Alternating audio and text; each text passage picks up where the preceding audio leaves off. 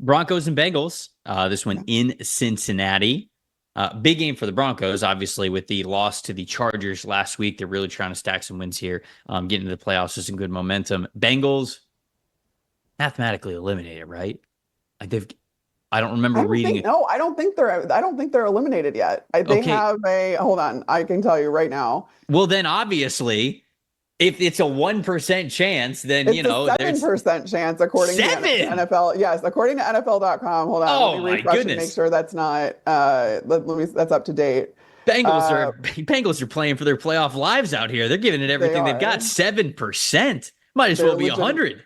they're legitimately like, so you're saying there's a chance. Essentially, yes. So, okay, in this game, though, this one's in Cincinnati. Obviously, the Broncos would want to get a win, like I said, for seeding and getting into the playoffs with the right momentum, especially coming off the loss to the Chargers last week. Bengals, obviously, if they don't win out, they have no chance. So they need to win out and need help.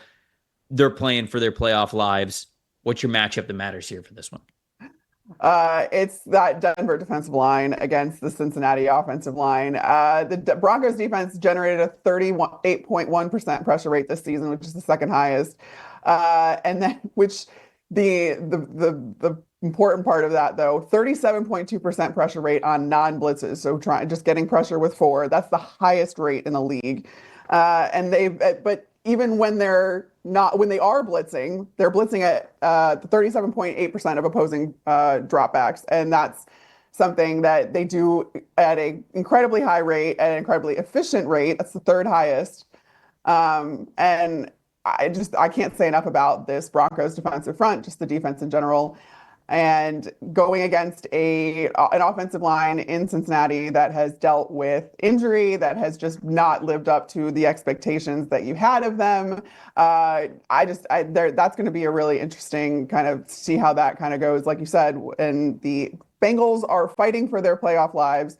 The only shot they have is Joe Burrow going off with Jamar Chase, with T. Higgins, all the other stuff, but that starts with protecting him first. And that's been the story of the Cincinnati Bengals. Joe Burrow has been able to overcome that on multiple occasions, but that's going to matter in this game tremendously.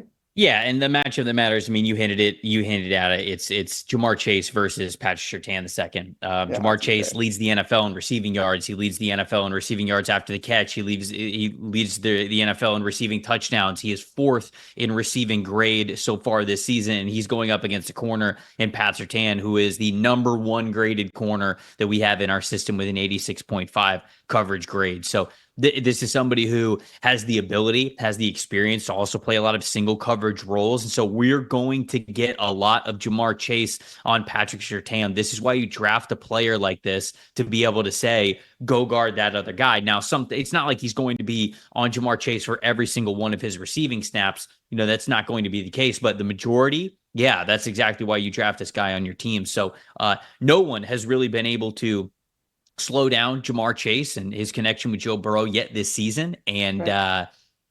Patrick Surtain's the best chance to be able to do that.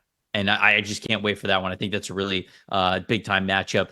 What's your plus factor here in this one? Because I have a couple for this, and Okay. I'll just go whichever one you don't go with. So who's your All plus right. factor in this game? I'm going on the Denver side of things. Again, Denver wins, they're in, and that knocks Cincinnati out. So these are both very highly motivated teams. But Javonte Williams, Audric Estime on the ground for the Mm-hmm. Broncos. I mean, you look at the rookie, and last game, nine carries, 48 yards, the touchdown.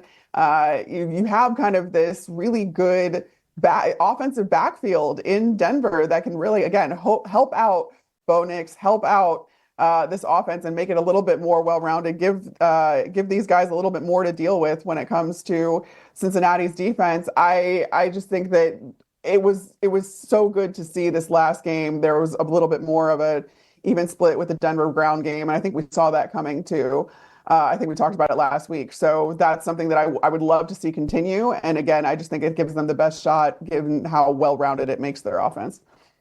So my plus factor, the one that I will actually go with is Chase Brown, because Chase Brown's been having an Yeah. unbelievable last month. Okay, over the last 4 weeks, 316 rushing yards, 245 of them coming after contact, and he has earned an elite 90.7 grade in pass protection. This is a 3-down back, somebody that I liked a lot when he was coming out of Illinois. I love the style in which he played. I mean, the yards after contact were just so numerous for him that final year when he was at Illinois, racking up crazy stats, the burst, the speed. He has the athleticism that he showcased at the combine, and we see now at the NFL, but also he is willing, he is smart to be a third down type of a back to really pass protect for Joe Burrow in situations that call for it. So over the last 4 weeks, he has been one of the best running backs, all around running backs in the NFL, I would say. So he is a big time plus factor for me. Him continuing to play well is a big part of why that offense is humming the way that it is. But I'll also say that there's a little matchup that matters, 2 plus factors, whatever you want to call it. Garrett Bowles at left tackle for the Denver Broncos going up against Trey Hendrickson. Trey Hendrickson almost exclusively lines up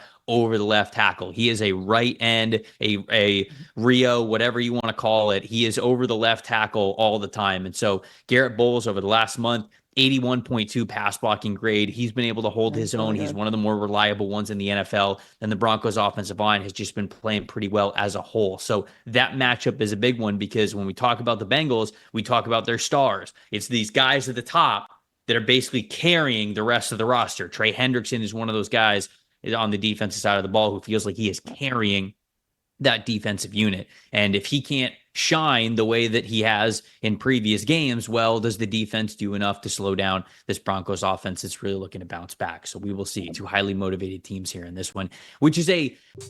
Thanks for watching, everybody. Make sure you like and subscribe the video. And if you don't have a PFF Plus subscription, you can get one to see all the premium stats that we talked about here on the show, plus the expert betting and fantasy advice over at subscribe.pff.com. The description is also right below. So if you are not a PFF Plus subscriber, you can become one today.